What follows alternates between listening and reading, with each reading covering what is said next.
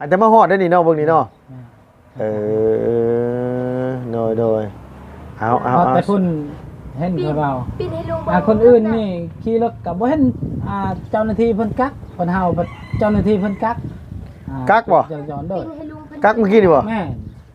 ไปคนอื่นใกล้เฮาก็เว้าใส่เพิ่นเมื่อกี้นี่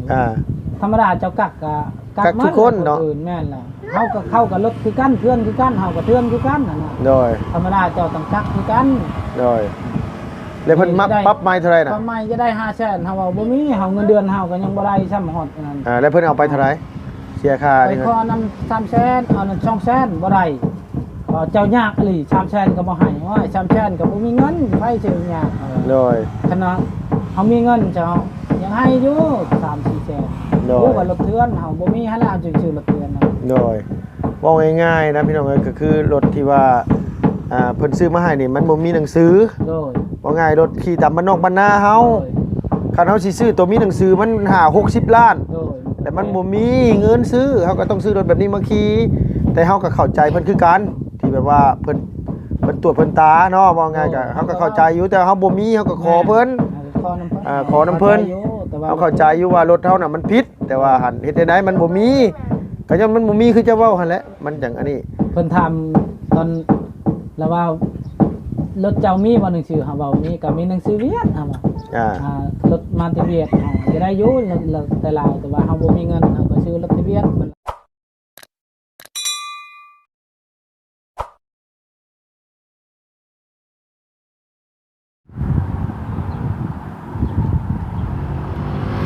เฮ้ยโอ้ยเนาะ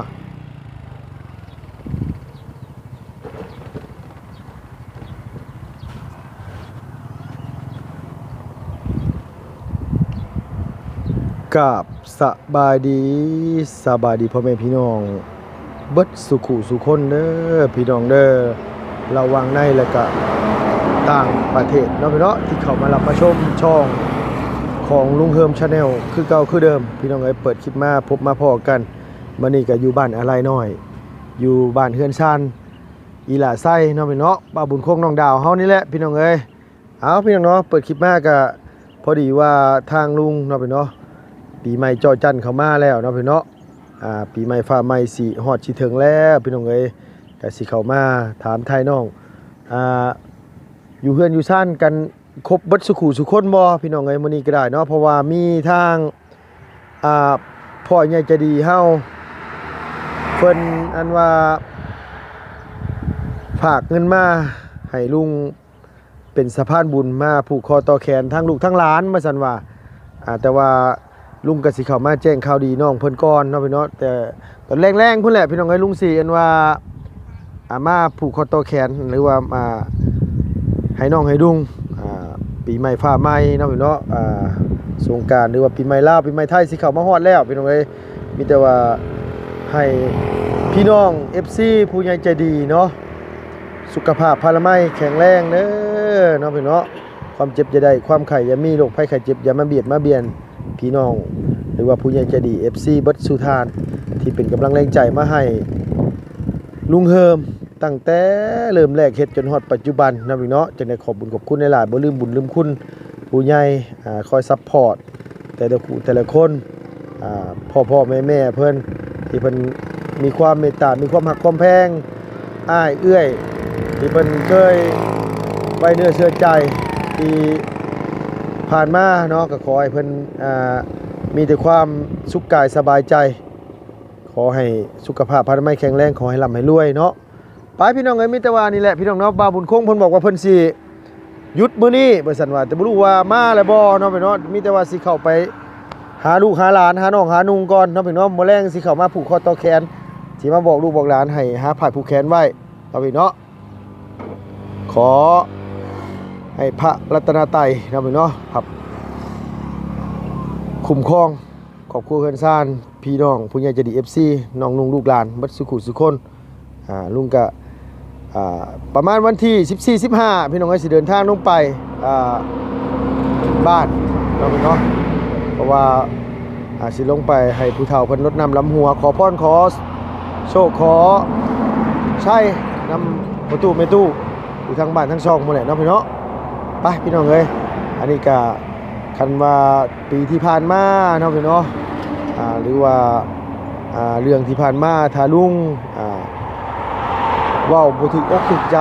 เว้าบ่ม่วนโน้นหูอารมณ์ชั่ววูบหรือว่าอารมณ์ส่วนตัวของเจ้าของเองคันว่าเฮ็ดให้พี่ให้น้องเฮ็ดผู้ใหญ่ใจดีบ่ถึกอกถึกใจเนาะลุงก็ถือในโอกาสฟ้าใหม่ปีใหม่หรือว่าปีใหม่สิมาฮอดนี่ก็ขอให้พี่น้องและผู้ใหญ่ใจดี FC ขอโทษขออภัยหลายๆเนาะลุงก็เฮ็ดผิดเฮ็ดพลาดก็ขอโทษขออภัยบางครั้งเฮาอาจสิบ่ได้ตั้งใจ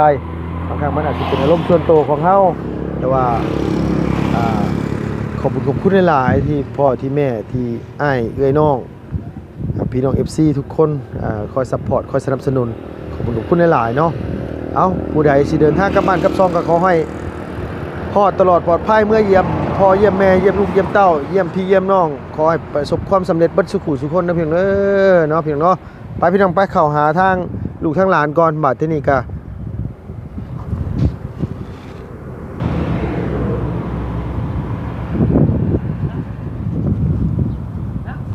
ไปพี่น้องเอ้ยเพราะว่าหยังเนาะพี่เนาะนี่แหละบล็อกว่าซั่นว่าทางลุงหนวดสั่งมาว่าสิมาเฮ็ดห้องน้ำห้องในพี่น้องเอ้ยเฮทรายเนาะพี่เนาะทางลุงก็มีค่าสร้าง5ล้านพี่น้องเนาะแต่ว่าทางลุงบ่ป้องก็มี5ล้านเนาะที่จริงอีแม่เพิ่นก็บอกโอ้ยลุงเฮิมไว้ว่าซั่นว่าถ้าลูกบ่มีเงินก็บิแบ่งเอาเด้อ5ล้านแต่ว่าลุงได้แจ้งน้องแจ้งนุ่งไปแล้วพี่น้องเนาะบ่มีเฮาก็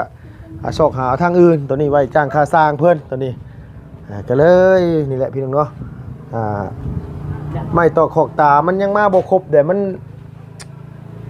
เฮ็ดหยังบ่เป็นพี่น้องเอ้ยโอ้ยพุ่นน่ะทางลูกทางพ่อหอมกันทั้งนี่โอ้ยเนาะนุดดาเอ้ยแก้มเน่าบ่แลเจ้านั่นพอหาแต่มาแต่เวียก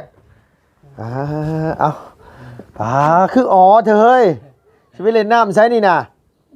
จะตากแดดอะไรแล้วลูกเอ้ยแห้งหุยๆเลยหั่นน่ะบ่หยอกเด้อบ่หยอกเด้อขาวซำนี้แหละซะใหญ่ๆโดยสบายดีโดยใช้ไปถึกหยังไปหาปลาแม่นไปช้อนก้อนหินทับไปง่ายก้อนหินเจ็บขี้ยอดเจ็บยอดบ่ลูกค่อยให้เจ็บบ่เจ็บให้ยอดโดยพอดีทางกินข้าวกินน้ำกินแล้วน้องเอ้ยแต่กินได้เช้าพุ่นแหละแต่ตอนเที่ยงไม่ได้กินตอนเช้าไม่ได้กินตอนเที่ยงกินปลาเนี่ยปลามาแต่ไสปลากินปลาให้ซื้ออยู่โดยพอดีว่าทางเฒ่าพ่อเพิ่นฝากเงินมาว่าปีใหม่สิมาฮอดแล้วให้ทางลูกเฮิมไปผูกคอต่อแขนให้ทางลูกทางหลานเด้อว่าซั่นว่าเดี๋ยวพ่อสิฝากเงินไปให้ว่าซั่นว่าแต่ว่าลุงน่ะบ่ได้กดเงินออกมาเดี๋ยวมื้อแต่ว่าลุงสิบอกสิเจ้ามื้อแรงหาฝ่ายผูกแขนเนาะฝ่ายผูกแขนมาว่าเดี๋ยวลุงสิผูกแขนให้เป็นตัวแทนของพ่อเพิ่น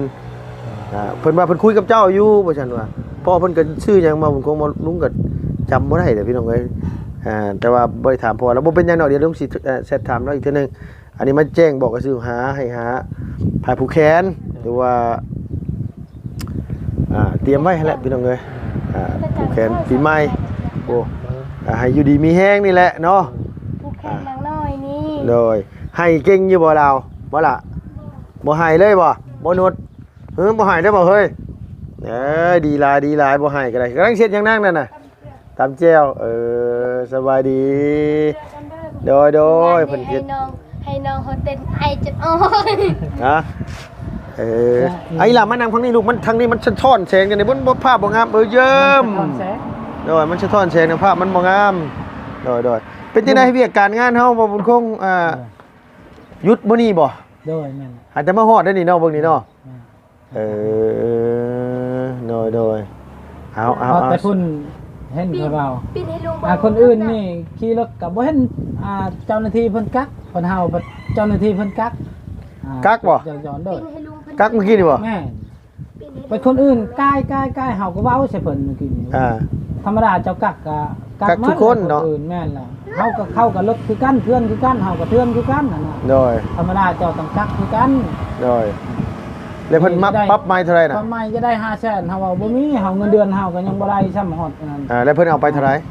เสียค่า ไป นี่ ขอนำ300,000เอานั้น200,000บ่ได้เจ้ายากอีหลี300,000ก็บ่ให้ว่า300,000ก็บ่มีเงินไผสิยาก โดย ขณะเฮามีเงินเจ้ายังให้อยู่3-4แสน โดย รู้ว่ารถเทือนเฮาบ่มีให้แล้วจึงซื้อรถเทือนนะ โดยว่าง่ายๆนะพี่น้องเอ้ยก็คือรถที่ว่าเพิ่นซื้อมาให้นี่มันบ่มีหนังสือ โดย ว่าง่ายรถขี่ตามบ้านนอกบ้านนาเฮา โดย คันเฮาสิซื้อตัวมีหนังสือมัน50-60 ล้าน โดย แต่มันบ่มีเงินซื้อเฮาก็ต้องซื้อรถแบบนี้มาขี่แต่เฮาก็เข้าใจเพิ่นคือกันที่แบบว่าเพิ่นตรวจเพิ่นตาเนาะว่าง่ายก็เฮาก็เข้าใจอยู่แต่เฮาบ่มีเฮาก็ขอเพิ่น ขอน้ำเพิ่น ขอน้ำเพิ่น แต่ว่า เฮาเข้าใจอยู่ว่ารถเฮาน่ะมันผิดแต่ว่าหันเฮ็ดได้มันบ่มีก็ย้อนมันบ่มีคือจะเว้าหั่นแหละมันจังอันนี้ เพิ่นทำตอนแล้วว่ารถเจ้ามีบ่หนังสือเฮาเว้ามีก็มีหนังสือเวียดเฮาว่ารถมาติเวียดเฮาจะได้อยู่แล้วแต่ลาวแต่ว่าเฮาบ่มีเงินเฮาก็ซื้อรถติเวียดมันราคาถู โด ก ยโดย แล้วก็เจ้ามีบ่ใบนั้นใบ ซื้อขาย แม่นไปพันแดนนะ อ๋อ เฮาว่าบ่มีเฮาว่า เ เอาปนไม้ปนไม้กับปนไม้เอาขอน้ำอ้ายนี่แหละว่า โดย ปนไม้สิได้500,000ถ้าว่ายอมแล้วคันยอมแล้วเฮาสิเอาลงแข้งแต่แล้วแต่ลงแข้งก็ลงให้นั่นแหละเฮายอมแล้วบ่มี โดย ขอน้ำเพิ่น เดี๋ยวเพิ่นให้200,000เอา200,000บ่ โดย บ่ เอาขอน้ำ200,000บ่ได้เพิ่นว่าบ่ได้แล้ว300,000 ได้เสีย300,000 โดยวันนี้เขาคอนำ2,500เขาบอกว่ามีคือกัน อ่า ทาง เจ้าหน้าที่บ้านเมืองนี่เพราะว่ายังพี่น้องเฮาก็เว้าง่ายๆก็คือเว้าง่ายๆก็คือเฮาฮู้แหละว่าเฮาผิดแต่เฮาก็บ่ได้โทษเพิ่นดอกแต่เฮาขอเพิ่นขอน้ำเพิ่นนี่แหละเฮาก็เรียกงานการสร้างนี่ก็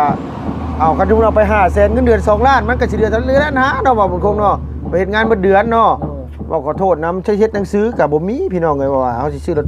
ถูกต้องตามกฎหมายนี่ก็บ่มีก็ย้อนมันเข้าใจอยู่ดอกบ่บุญคงเลย นั่งปีนให้ลุง ขอน้ำเพิ่นว่าโอ้เจ้านี่ยากอะไรขอนำ300,000ก็บ่ได้ว่าบ่ได้เฮาบ่มีเงินบ่แม่นว่าบ่ได้ โดยโอ้ความแล้วจำเป็นละบัดนี้เอาให้เพิ่น300,000เฮายืมเงินนำหมู่อีกได้50,000นะคันเฮาก็บ่มีอะไรบ่แม่นว่าบ่ให้เราบ่มี กักเมื่อกี้นี่มันมาดเลยเนาะ โดย แต่รถลุงน่ะเพิ่นเห็นรถลุงน่ะเพิ่นบ่ได้โบกได้บ่บุญคงไงเพิ่นให้โบกให้นี่ดี ช่องเทื่อ อย่าง นี่แล้วรถนี่เทื่อนึงคันพาแม่อันเมียไปห้องหมอเทื่อนั้นนั่นก็100,000ละนะ โดย พักตัวนี้อีกโอ้300,000ได้500,000เอาย่อม บ่ว่ามันเป็นด้านใหญ่ค่อยเข้าใจอยู่ดอกค่อยเข้าใจเจ้าแล้วค่อยใจเพิ่น เด้อ เพราะว่าคือ เราม้วนน้ำลาวเขาค่อย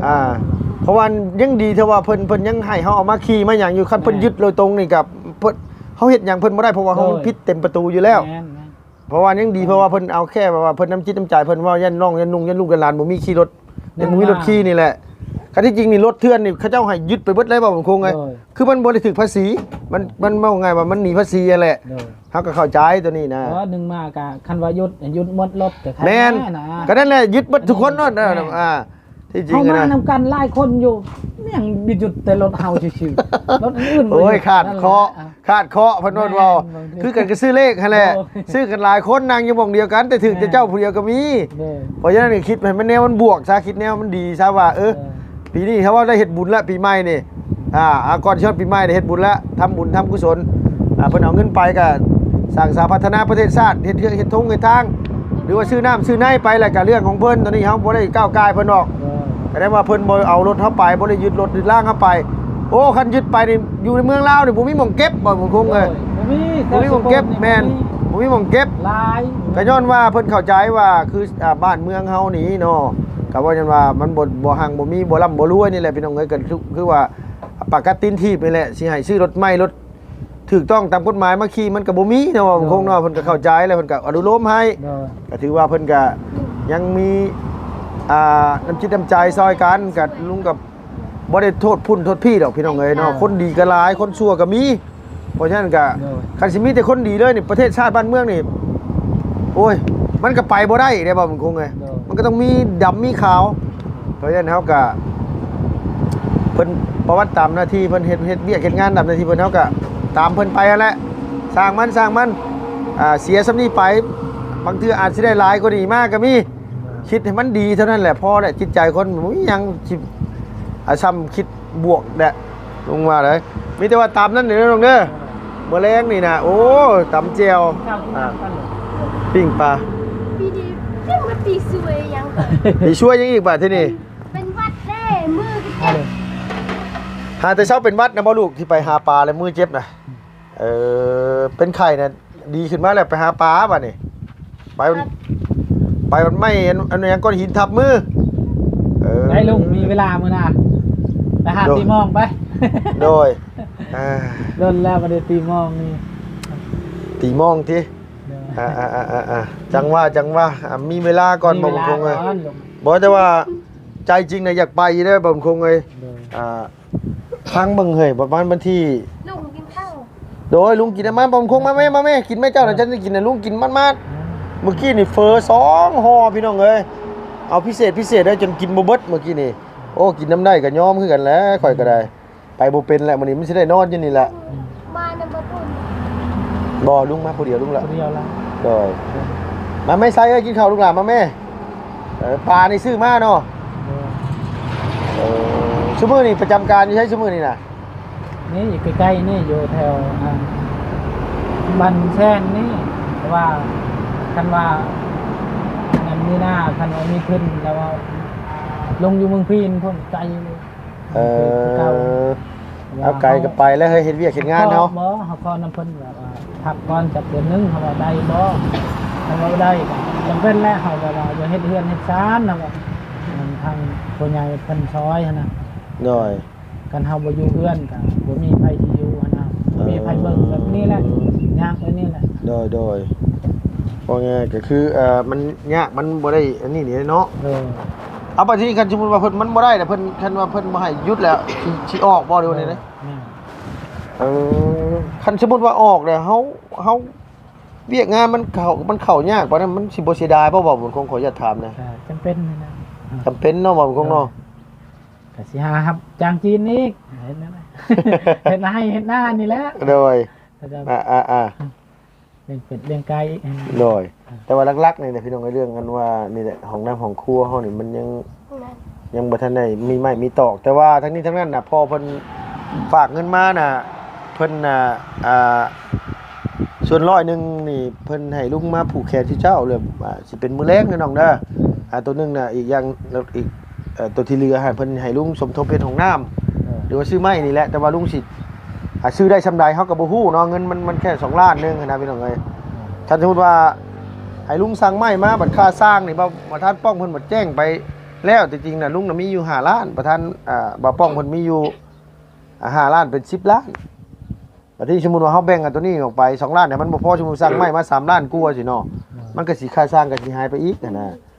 มีแต่ว่าถ้าถามเบิ่งลุงงวดแล้วว่าเรายังเหลือเท่าใดงบประมาณเรานะให้เราสั่งไม้สั่งตอกมา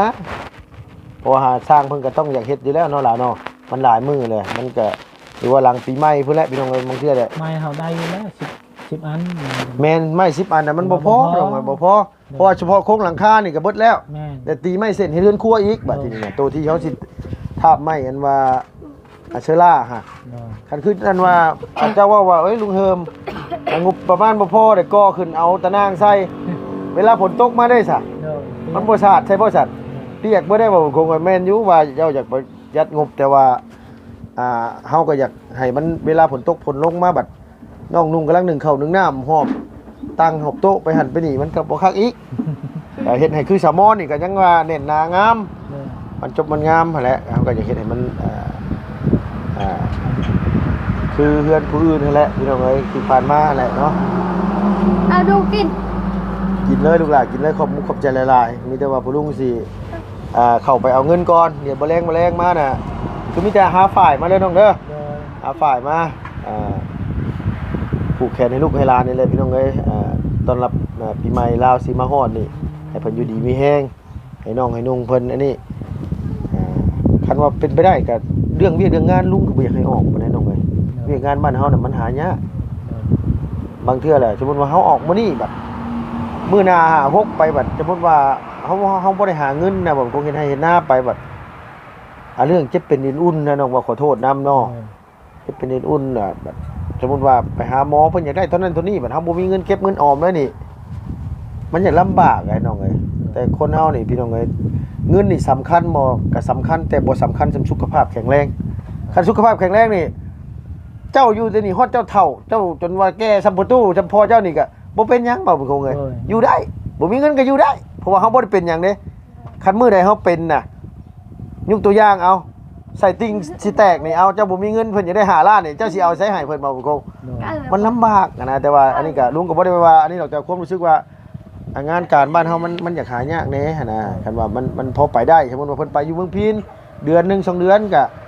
มาเวลาเฮาหยุดเฮาก็ขึ้นมา โดย ตะกี้ลุงไปอยู่ไทยนี่15ปี10ปีลุงจะมาบ้านเทื่อนึงเจ้าคิดเบิ่งจะมาประเทศลาวเทื่อนึงอยู่ได้บ่คงเอ้ย โดยอันนี้ก็ยังแบบว่าขอนำเพิ่นแบบว่าสิขอแบบ ขอหยุดก่อน ยังมาเฮ็ดเวียก โดย อยู่เฮือนโดยบ่มีผู้เบิ่งอยู่เฮือนหั่นนะ โดย ขอหยุดนำจากเดือนหนึงแล้วก็ อ่า ช่องมาแล้วก็สิพาแม่ไปห้องหมอนี่เราเจ็บเป็นไงบ่าผ่าตัดนิ้วมักพิลังนี่นะ เอาดาวตรงว่าตอนนี้เพิ่นกำลังบ่ แม่ แม่ ย่าค่ะ อ๋อแม่ก็นึกว่าเมียเอาแม่แม่แล้วผ่าตัดนิ้วข้างหลังแล้วบ่สบายกาย ขอนำเพิ่นหั่นนะ แม่นเฮาก็กับบอกเหตุผลของเพิ่น โดย เอาง่ายคือเขาบอกเหตุผลเพิ่นนั่นแหละ โดย แต่ว่าง่ายก็เฮาบ่นึงมาแล้วเฮาไปขอเพิ่นน่ะเฮาขอจากจิตความจริงใจนะบอกตรงเฮาขอจากความจริงใจเฮาก็ว่าอีกอย่างเฮาก็บ่ต้องย้านว่าเพิ่นสิให้หรือเพิ่นบ่ให้ โดย ถ้าเพิ่นบ่เข้าใจก็คือจะว่าแล้วก็เพิ่นเรื่องเป็นเจ็บเป็นในรุ่นเพิ่นบ่เข้าใจแหละเฮาก็เฮาเฮ็ดงานไปก็บ่ม่วนน่ะฝากชีวิตไว้บ่ได้เฮาก็ แม่น พอออกเฮาก็ออก โดย เพิ่นบ่เข้าใจเด้แม่นบ่ล่ะเพิ่นเข้าใจเพิ่นก็ขอลาหยุดเพิ่นก็ให้หยุดนี่แต่ว่าอันนี้แหละเอามีว่าเท่านั้นน่ะเด้อบ่แรงน่ะลุงสิเข้ามาใหม่เด้อน้องเด้อโดยบ่แรงสิเข้ามาใหม่พี่น้องเอ้ยมาแจ้งน้องเพิ่น เขาก็เดิมพักกับมื้อนี้เลยเฮียน พักแล้วเนาะลูกเนาะ โดยที่ ปีใหม่นี่ลืมถามก่อนสิไปสิพาลูกพาเมียพาลูกพาเต้าไปอันว่าเล่นสงกรานต์อยู่ไสเฮ้ย บ่ได้เล่นนะอยู่เฮือนนี่แหละ พิ่น เอ้าเซโปนกับขี่รถไปเล่นแหน่เซมึงเฮียงงานอ่า จักสิฮอดสังหามมาใส่ในคนน้อย พาไปแหน่เห็นว่ากันเนาะ ข่อยยังไปฮอดพระ คนมาเด้ใกล้เนี่ยใครมาแต่ผู้หลวงพระบางผมมาแต่เมืองง้อยพุ่นสงกรานต์ว่าสิพาเล่นน้ำต้มอยู่นี่บ่แม่นนะเฮ้ย ข่อยอยากฮอดพระ ไปฮอดพระสงน้ำ ไปให้